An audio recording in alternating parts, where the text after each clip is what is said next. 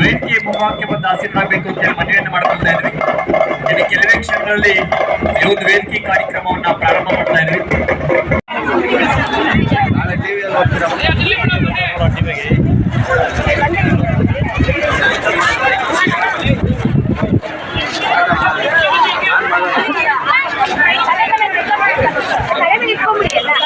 ಅವೆಲ್ಲ ಮೇಲೆ ಇಟ್ಕೊಳ್ಳಿ, ಮೇಲೆ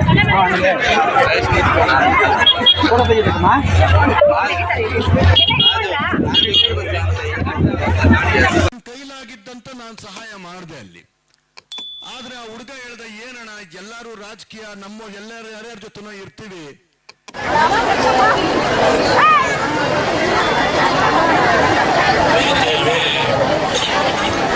ಹತ್ರ ನೀನ್ ಮಾಡ್ದಲ್ಲ ಆವತ್ತೇ ನಿನ್ ಫ್ಯಾನ್ ಆಗ್ಬಿಟ್ಟೆ ನಾನು ಅಂತ ಹೇಳ್ದ. ಅಂದ್ರೆ ನಾನು ಕರೆಕ್ಟ್ ದಾರಿನಲ್ಲಿ ಹೋಗ್ತಾ ಇದ್ದೀನಿ ಅಂತ ಅನಿಸ್ತು. ಆ ಒಂದು ಕೆಲಸವನ್ನ ಸತತವಾಗಿ ಮಾಡ್ಕೊಂಡು ಬರ್ತಾ ಇದೀವಿ. ಈ ಒಂದು ಬ್ಲಾಂಕೆಟ್ ಕೊಡುವಂತಹ, ಬೆಡ್ಶೀಟ್ ಕೊಡುವಂತಹ ಕೆಲಸ ಏನಿದೆ, ಈ ನನ್ನ ಡಾಕ್ಟರ್ HS ಮಧುಕರ್ ಅವರು ಹಿಂದಿನ ವರ್ಷ ಅತಿಯಾದ ಚಳಿ ಇದ್ದಾಗ ಒಂದ್ಸಲ ಫೇಸ್ಬುಕ್ ಅಲ್ಲಿ ಹಾಕಿದ್ರು, ಈ ರೀತಿ ಒಂದು ಯಾವುದು ಸರ್ ನಾವು ಏರಿಯಾಗೆ ಹೋಗಿದ್ದ ಹೊತ್ತು, ಜೈಭೀಮ್ ನಗರ, ಅಂಬೇಡ್ಕರ್ ನಗರದಲ್ಲಿ ತುಂಬಾ ಜನ ಬಡವರಿದ್ದಾರೆ. ಅಲ್ಲಿ ನಾವು ಸತತವಾಗಿ ಊಟ ಕೊಡ್ತಾ ಇದೀವಿ. ಅಲ್ಲಿ ತುಂಬಾ ಚಳಿ ಇರೋದ್ರಿಂದ ತುಂಬಾ ನಿರ್ಗತಿಕರಿದ್ದಾರೆ, ಅವ್ರಿಗೊಂದು ಕಂಬಳಿ ಕೊಡೋ ಅಂತ ಕೆಲಸ ಏನಾದ್ರು ಮಾಡ್ಬೋದಾ, ನಾವು ಒಂದು ಕ್ರೌಡ್ ಫಂಡಿಂಗ್ ಮಾಡ್ಬೋದಾ ಅಂತ ಒಂದು ಹಾಕಿದ್ರು. ನನಗೆ ತಕ್ಷಣ ಫೋನ್ ಮಾಡಿದೆ, ಎಷ್ಟು ಬೇಕು ಅಂತಂದ್ರೆ 100 200 ಎಷ್ಟು ಹೇಳಿದ್ರು. ಇಮಿಡಿಯೇಟ್ ನೆಕ್ಸ್ಟ್ ಡೇನೆ ಹೋದ್ವಿ, ಅವ್ರ ಜೊತೆ ಸೇರ್ಕೊಂಡ್ವಿ, ಅದನ್ನ ಕೊಟ್ವಿ. ಆ ಕೊಟ್ಟಾಗ ನಂಗೆ ಅರ್ಥ ಆಯ್ತು, ಆ ಕಂಬಳಿಯ ಬೆಡ್ಶೀಟ್ ನ ಬೆಲೆ ಎಷ್ಟಿದೆ, ಆ ನೀಡಿರುವಂತ ಜನಕ್ಕೆ ಎಷ್ಟಿದೆ ಅನ್ನೋದು ನನಗೆ ಆವತ್ತು ಗೊತ್ತಾಯ್ತು. ಆವತ್ತೇ ಒಂದು ಸಂಕಲ್ಪ ಮಾಡಿದೆ, ಇನ್ನು ಮೇಲೆ ಚಿಕ್ಕಬಳ್ಳಾಪುರದಲ್ಲಿ ಪ್ರತಿ ವರ್ಷ ನನ್ನ ಕೈಲಾದಷ್ಟು ಬ್ಲಾಂಕೆಟ್ಸ್ ನ, ಕಂಬಳಿಗಳನ್ನ ಕೊಡೋ ಅಂತ ಕೆಲಸ ಮಾಡಬೇಕು. ನಿಜಕ್ಕೂ ಸಹ ಅದು ಒಂದು ಅವಶ್ಯಕತೆ ಇರುವಂತಹ ವಸ್ತು ಅಂತ ನನಗೆ ಅವತ್ತು ಅನಿಸ್ತು. ಕಂಬಳಿ ನಾನೇನು ಇವತ್ತು ಕೊಟ್ಟಿದ ತಕ್ಷಣ ಯಾರ ಮನೆಯಲ್ಲೋ ಕಂಬಳಿ ಇಲ್ಲ ಅಂತಲ್ಲ, ಆ ಕಂಬಳಿ ಕೊಟ್ಟಿದ ತಕ್ಷಣ ಇನ್ನೇನೋ ಆಗುತ್ತೆ ಅಂತನೂ ಅಲ್ಲ. ಆದ್ರೆ ಆ ಬೆಡ್ಶೀಟ್, ಆ ಕಂಬಳಿ ಕೊಡೋದ್ರ ಹಿಂದೆ ನಿಮ್ಮನ್ನ ಬೆಚ್ಚಗೆ ಇಡಬೇಕಾಗಿರುವಂತಹ ಒಂದು, ಬೆಚ್ಚಗೆ ಇಡಬೇಕು ಅನ್ನುವಂತಹ ಒಂದು ಸಂಕಲ್ಪ ನನ್ನಲ್ಲಿದೆ. ಆ ಕಂಬಳಿ ಆ ಬೆಚ್ಚಗಿರುವಂತಕ್ಕೆ ಒಂದು ಸಂಕೇತ. ತಾಯಿ ತನ್ನ ಮಗುವನ್ನ ಬೆಚ್ಚನೆಯ ಪ್ರೀತಿಯಿಂದ ಇಟ್ಕೊಂತಾಳಲ್ಲ, ಒಬ್ಬ ಪ್ರಿಯಕರೆಯನ್ನ ಬೆಚ್ಚಗಿನ ತನ್ನ ಅಪ್ಪುಗೆಯಲ್ಲಿ ಇಟ್ಕೊಂತಾಳಲ್ಲ, ಒಬ್ಬ ಗೆಳೆಯ ಇನ್ನೊಬ್ಬ ಗೆಳೆಯನ್ನ ಬೆಚ್ಚಗಿನ ವಿಧಾನಸೌಧದಲ್ಲಿ ನಾನು ಕುಮಾರಸ್ವಾಮಿ ಅವರು ಇದ್ದಾಗ ವಿಶ್ವನಾಥನ್ ಅವರು ಅಲ್ಲೇ ಇದ್ರು. ನಾನು ಹೇಳಿದೆ, ವಿಶ್ವನಾಥನೇ ಮನೆಯನ್ನ ಸಾಂಕೇತಿಕವಾಗಿ ಕೊಡ್ತಾ ಇದ್ದೀನಿ, ಬಿಟ್ರೆ ನಿಮ್ಮ ಮನೆಯಲ್ಲಿ ಯಾರೋ ಕಂಬಳಿ ಇಲ್ಲ ಅನ್ನೋದು ನನ್ನ ಉದ್ದೇಶ ಅಲ್ಲ.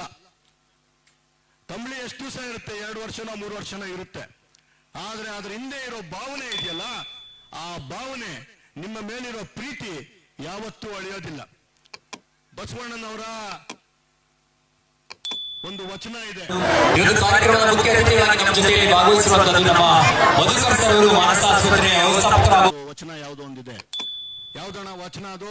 ಭಾಸ್ಕರಣ್ಣ, ಉಳ್ಳವರು ಶಿವಾಲಯ ಮಾಡುವರು, ನಾನೇನು ಮಾಡಲಿ ಬಡವನಯ್ಯ ಅಂತ ಏನಿದೆಯಲ್ಲ, ಅದರಲ್ಲಿ ಕೊನೆ ಒಂದು 2 ಪದಗಳು ನಂಗೆ ಭಾರಿ ಅಂದ್ರೆ ಭಾರಿ ಇಷ್ಟ ಆಯ್ತು. ಬೇರೆವೆಲ್ಲ ಇದೆ, ಕಾಲೆ ಕಂಬ ಇನ್ನೊಂದು ಎಲ್ಲ ಇದೆ.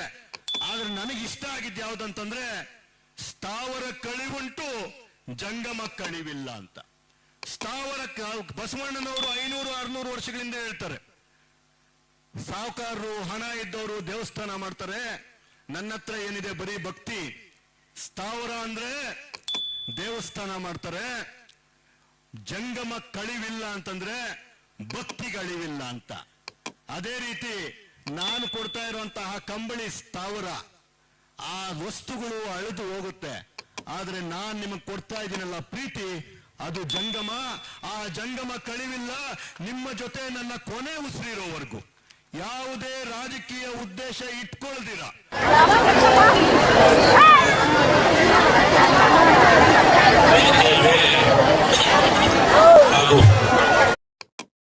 ನನ್ನ ಕಾರ್ಯಕ್ರಮಕ್ಕೆ ಈ ರೀತಿ ಸಾಗರೋಪಾದಿಯಲ್ಲಿ ಬಂದಂತಹ ನಿಮ್ಗೆಲ್ಲರಿಗೂ ನಿಮ್ಮ ಪಾದ ಮುಟ್ಟಿ ನಮಸ್ಕಾರ ಮಾಡ್ತಾ ಎಲ್ಲರಿಗೂ ವಂದನೆಗಳು.